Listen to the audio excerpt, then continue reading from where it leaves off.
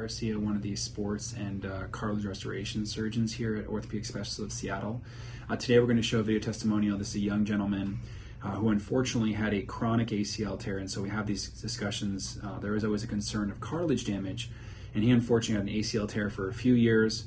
Did not realize it, kept having instability, and unfortunately severely damaged the condyle, or the cartilage on the inside of his knee, as well as his meniscus. And when that happens, there's really not much you can do except for getting to a more invasive procedure, which is we're having to do a meniscus transplant as well as a cartilage transplant. So we actually did his in a staged fashion.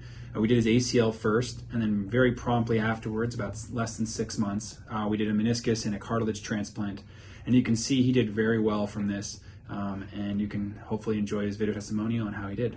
Thanks. Played some basketball, I want to say like 2018, tore my ACL.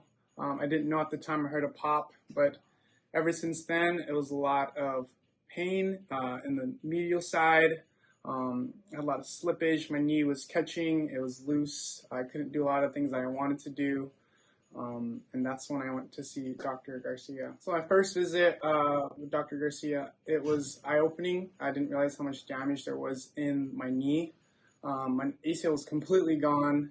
It was a tough conversation because not only was the ACL affected, but my meniscus had been all torn up along with my cartilage too. My recovery after both surgeries was a lot more smoother than I thought it would be. There was not a lot of pain involved. Actually, I've noticed a lot of the pain was gone almost immediately in regards to just my joint moving, inflection and extension. The protocols were clear. Dr. Garcia did a good job at tapering them in regards to improving them and updating them in how I was recovering.